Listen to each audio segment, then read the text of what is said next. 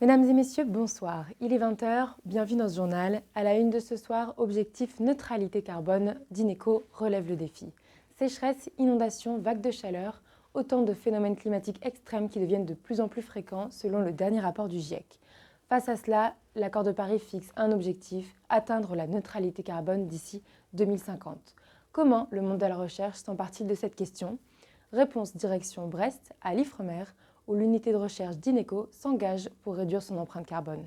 Un reportage signé Marina Mist. Nous retrouvons Marina Mist, ingénieure diplômée d'IMT Atlantique, qui a réalisé son stage de fin d'études au sein de l'unité d'Ineco, à l'Ifremer, en tant que chargée de transition environnementale.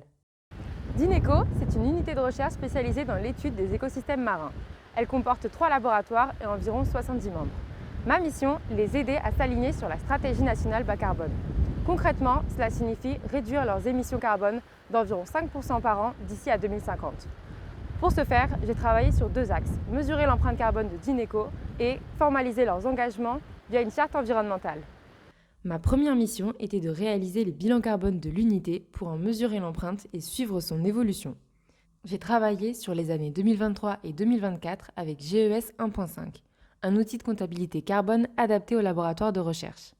J'ai ainsi collecté et analysé des données sur l'ensemble des activités de l'unité. d'Ineco étant une unité de recherche marine, les campagnes en mer sont au cœur de son activité et de son bilan carbone. Elles représentent 42% de ses émissions, devant les achats avec 22%. C'est donc sur ces postes que nous avons agi en priorité. En parallèle, les émissions globales de d'Ineco diminuent, mais pas assez vite pour atteindre les objectifs de réduction fixés. Face à ces résultats, il fallait passer à l'action. C'est pourquoi ma deuxième mission, ça a été de réaliser la charte environnementale de d'Ineco. Pour ce faire, j'ai organisé des ateliers de réflexion avec les membres de l'unité pour faire émerger des actions concrètes pour réduire leur impact. Nous nous sommes concentrés sur les thématiques achat, déplacement professionnel ou encore campagne en mer, car ce sont les postes sur lesquels d'Ineco dispose de plus de marge de manœuvre pour agir.